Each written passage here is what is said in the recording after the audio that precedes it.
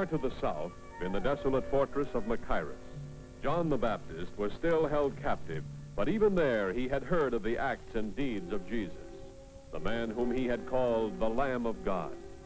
And when two of his followers came secretly to his cell, John begged them to go to Jesus and ask if he was truly the one who was to come. And obedient to John's request, they undertook the long, arduous journey. Northward they traveled, across the hot, bitter, salt shores of the Dead Sea, up the fertile valley of the Jordan, skirting Samaria, coming at last to the Sea of Galilee. Through Kinnereth they journeyed, Tiberias, Magdala, and at last they came to Capernaum. Do you believe that I am able to do this? Let it be done to you according to your faith.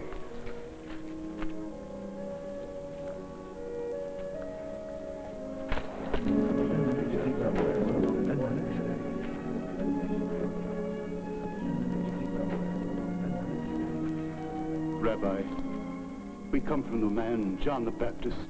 He's imprisoned at Machaerus. But he has no fear. His spirit is as strong as ever.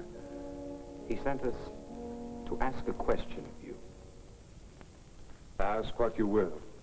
He said, seek out the Nazarene, and when you have found him, ask him this. Are you he who was to come, or shall we look for another? Go and tell John what you have seen and heard. The blind receive their sight. The lame walk. Lepers are cleansed and the deaf hear. The dead are raised up, and the poor have good news preached to them. And blessed is he who takes no offense at me. We will tell him, Master. Word for word, as you have told us.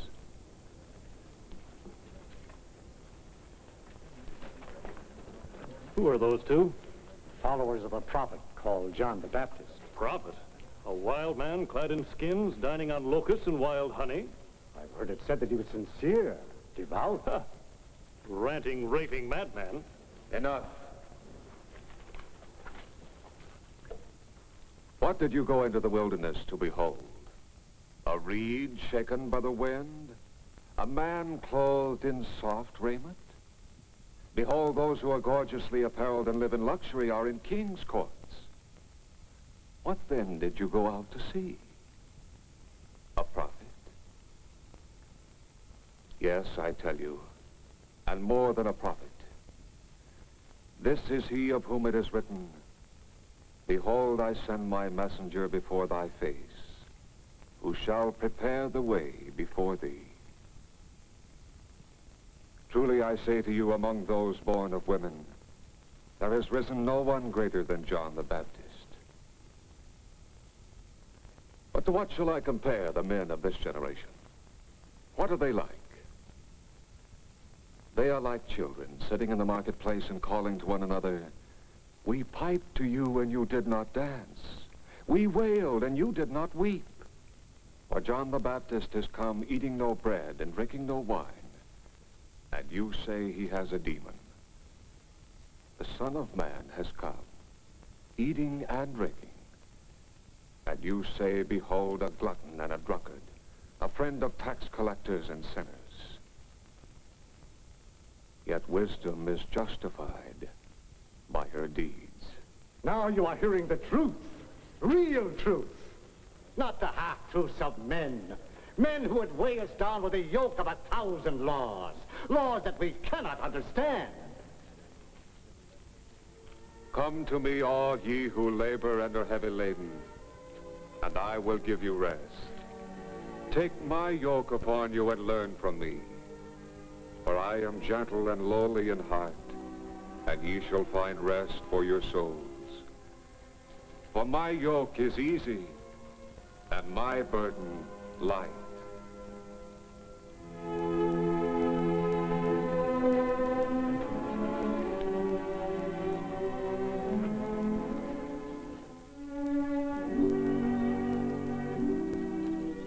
While the Master continued with his mission, his disciples, by 2 and 2, were imparting his teachings to the people of Israel, Thaddeus and James the Less. Bartholomew and Thomas, bringing word of a new concept of God's kingdom, of a kingdom in which the living Spirit of God ruled by love. They spoke to men of every class and station, to the rich as well as to the poor, to the proud and to the humble, asking not the value of a man's purse, but the worth of his spirit. And the truths that Jesus had taught them, they taught to all who received them, explaining as the Master had explained, patient as he was patient with them, eager to share with all men the story of God's love as they had learned it from Jesus' lips. They were plain men, able to speak simply to plain people, the first missionaries of Jesus. They spoke on the streets and in the homes, in the language the humble understood. And as the Master had commanded them, they ministered to the sick, the lame, the afflicted.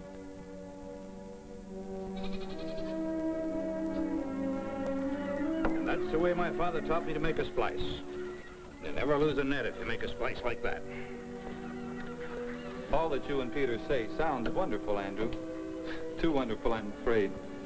If earning a place in God's favor is as simple as you say it is, why do the scribes and Pharisees trouble themselves with 1,000 rules? God's rules are simple. It's man's misunderstanding that's made them complex. Oh, yes, but surely those who have devoted their lives to following the law and every twist of the law should stand first before the Almighty.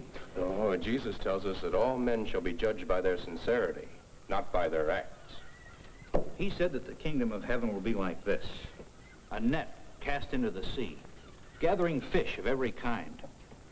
We pull in our nets and separate the good from the bad.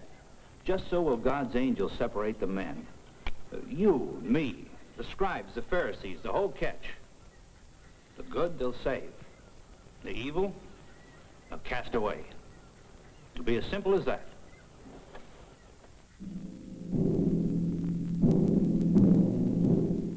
Far to the south, John the Baptist's messengers returned to the grim fortress of Machaerus on the desolate eastern shore of the Dead Sea.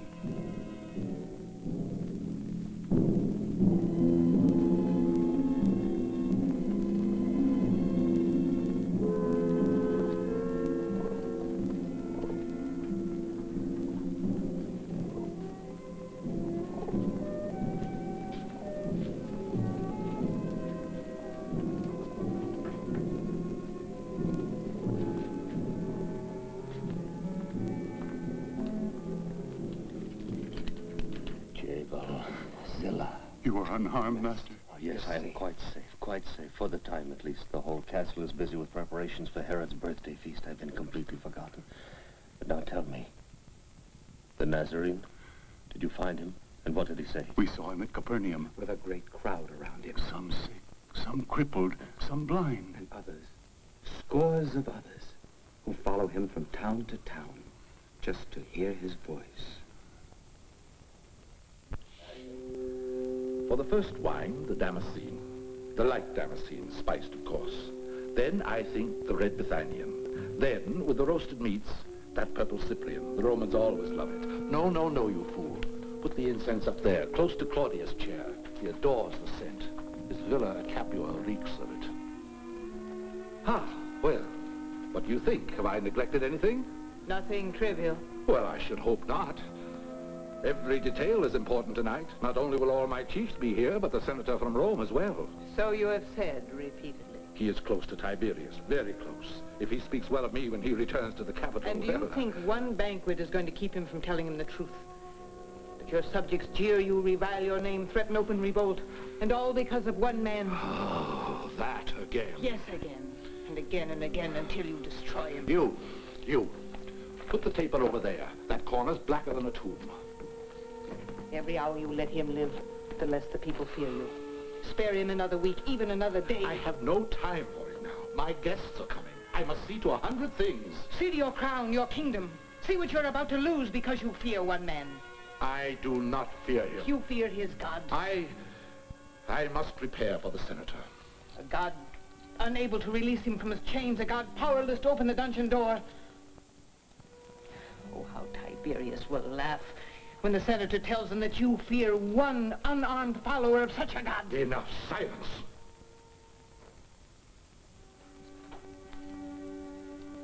Wait. See that the Princess Salome is prepared to dance for my guest tonight. My daughter dance for your wine-drenched guests? It is my order. I command it.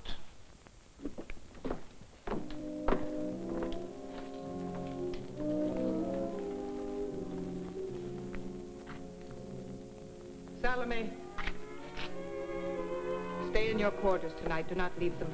But the Tetrarch ordered You me... are my daughter, not his. Do as I say. It was his thought, not mine. He thought his guests would be flattered if a princess danced for them. The whole country ready to rise because of one man he's too superstitious to execute, and all he thinks of is to flatter his guests. Do you know why he fawns on the Emperor's minions? Because he counts on Roman legions and Roman interest to protect him. He is of the Herodian line, but we aren't, not you and I. But surely they would guard us. Guard us? Why, I would be the first one blamed. The woman the Baptist reviled as the symbol of wickedness? I'd be a scapegoat thrown to the mercy of the mobs, and you with me. No, Mother. Go to him. Plead with him. No. No, I've goaded him as far as I dare. But there might be one way. If you did dance tonight, and your dancing pleased him, he would be sure to offer you a reward. A gift as a token of his pleasure. In the presence of such important guests, he would be eager to appear more than generous. He might even offer you your choice of gifts. No, Mother. You must. You must. Many who followed you now follow him, but none are certain whence he draws his powers. Do you know, Master? Once before, near the Jordan, I was asked this question. My answer is still the same. No one receives anything except what is given him from heaven. As for the people turning to him, so be it. So be it. He who has the bride is the bridegroom. The friend of the bridegroom rejoices in the bridegroom's voice. And therefore this joy of mine is now full. He must increase. I must decrease. Oh, now it is long past time for you to go. I have endangered you holding you this long. Oh, the danger. Master, we are not afraid, Master. You have done well. Extremely well. Now I know a greater peace than I have ever known. May the grace of the Lord be with you. And with you, Master. You, Master.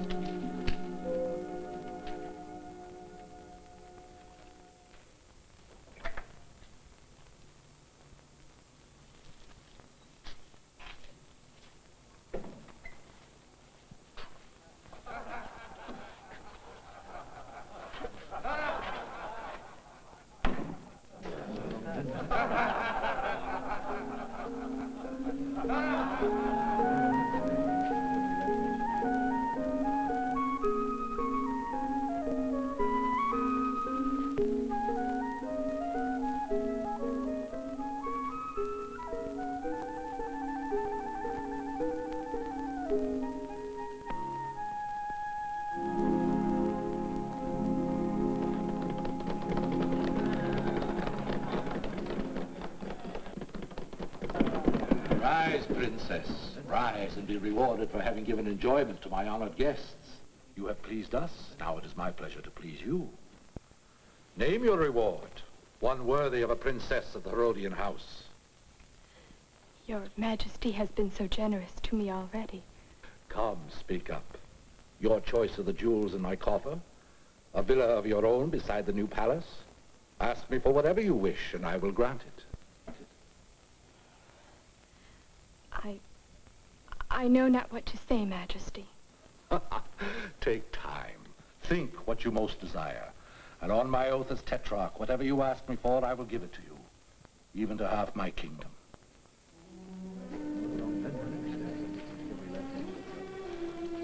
Go back. Demand his gift before he changes his mind.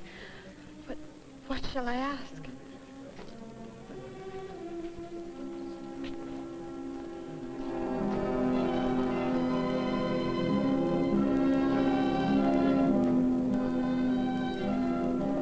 Yes, I am very fond of her, as if she were my own child.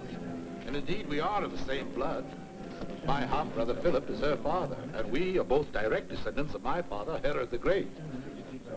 Aha! So you made up your mind so quick. Yes, Majesty. Then speak. And on my oath, your desire shall be yours. What shall it be? I want you to give me at once the head of John the Baptist on a platter.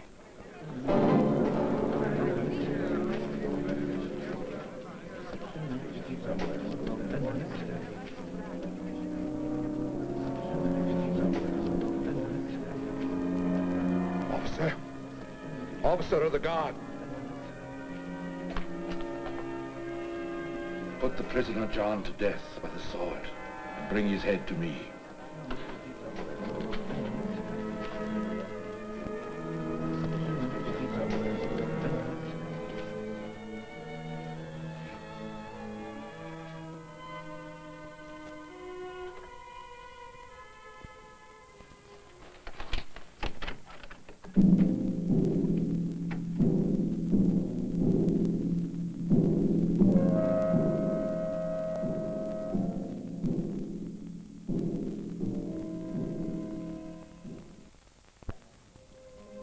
Or what woman, having 10 silver coins, if she loses 1 coin, does not light a lamp and sweep the house, and seek diligently until she finds it?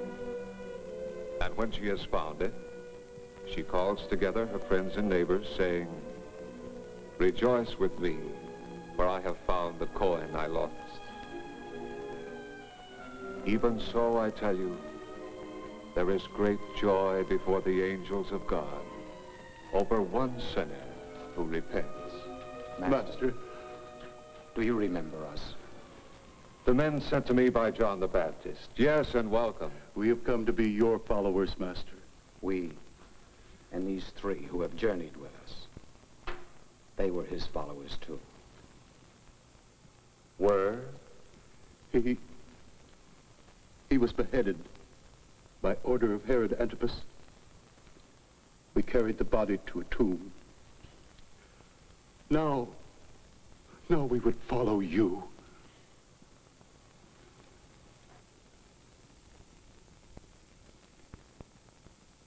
It is as I said. No greater man was ever born of woman.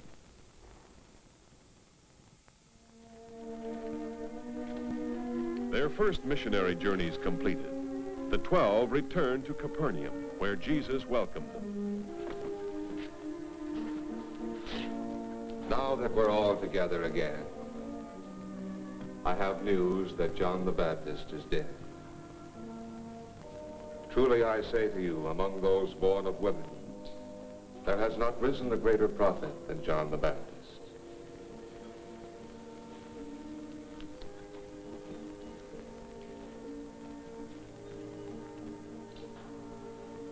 And he said to them, "Come away by yourselves to a lonely place and rest a while." For many were coming and going, and they had no leisure even to eat.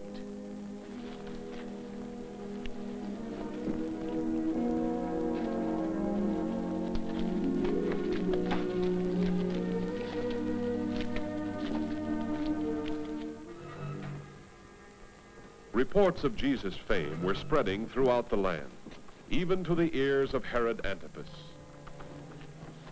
The hour grows late, my lord. Have you an appointment with the dawn? I have no wish to sleep. No? I thought you'd be exhausted. You've slept so little for past weeks. Tossing, turning, muttering in your sleep. I've had bad dreams. Hideous dreams. Was that the messenger from the coast? Oh. What gossip had he from Caesarea? None. He came from the Decapolis. He brought reports on a man, Jesus, a rabbi from Nazareth. Things must be dull in Galilee. That's all the news he had to tell.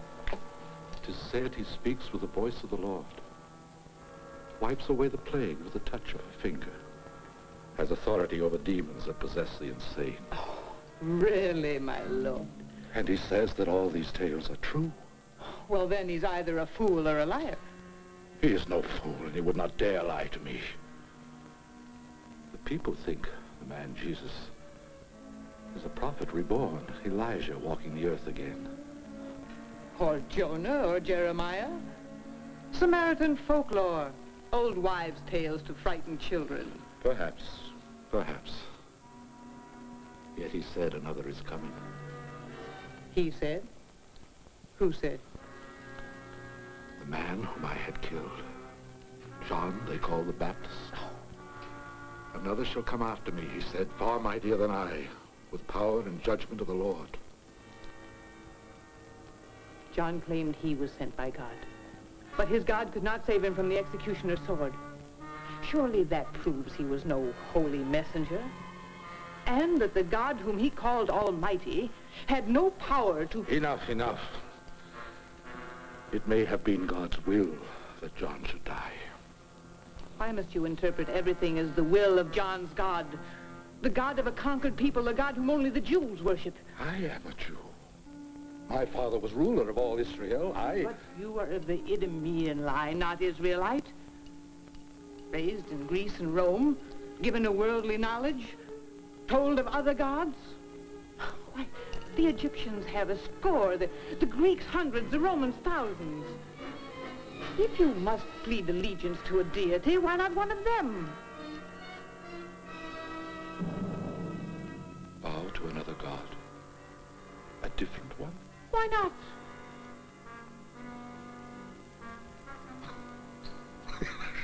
Yes. Why not? I am of royal blood. I'll choose my own god. Here. Let's pledge him with a toast. Which shall it be, eh? The Romans Jupiter or the Grecians Zeus? Baal of the East or the Egyptians Seth? I do not care. You choose. Your choice is mine. Then I shall name, shall me?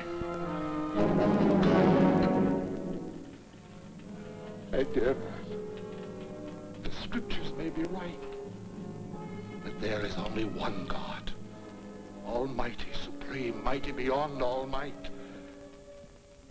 And if there is, and if I have put to death his chosen man... John was not sent by God. His headless body rots in an unmarked grave. But his spirit still lives, greater and stronger than before. All that you sought to silence will not be stilled. All that John has prophesied is coming true.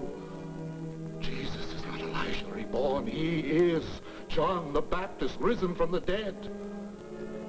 That is why these powers work in him.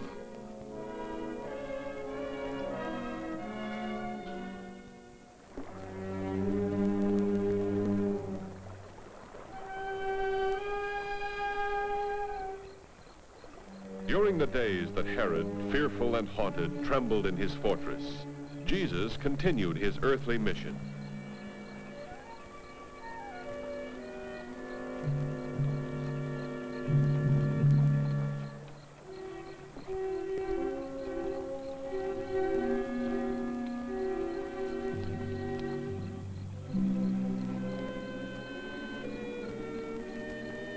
He hasn't slept. No. He must have loved the Baptist deeply. Andrew tells me that they were kinsmen. But no man can go on day after day without his rest. Not carrying the load that he bears, and the continual demands of the people, and now his grief for John. And the fact that Herod may strike at him next. I doubt if he fears Herod. He should. He has a following, and tyrants live in dread of men with followings. But Judas, the master is no threat to Herod. Any leader on the side of truth is a threat to tyranny. A danger to Tiberius, the puppets of Rome, Herod, his brothers, to Caiaphas. The Master doesn't preach revolt. He talks of love and forgiveness. Yes, I know. But Israel will never be free to love and forgive until her people unite against Rome. Rise to a leader who will guide them, order them, command them to obey. Another tyrant? No, a king. Their own king, a king of Israel. One they will accept as a David, a Moses, a Hezekiah. This is an old, old dream. For 3 centuries, people have talked of it, but accomplished nothing. But it will come. Not in a year, or 2, or 3, perhaps, but when enough men are willing to die for a kingdom of their own. I was a zealot, pledged to restore Israel to its place among the nations of the world. For years, like all the Brotherhood, I preached hate and fight and destroy. But now I have heard the Master speak of love and forgiveness, and I want more than revenge or temporal power or the glories of this world. So do the rest of us, and the hundreds that have heard him, and the thousands that will. Well, perhaps you're right.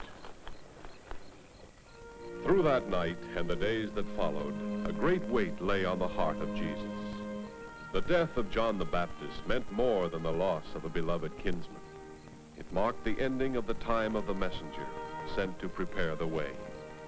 Now the task, the full task, rested on the shoulders of only one: to bring the word of the kingdom to all mankind, to train the men who must carry on the work when he could no longer be with them.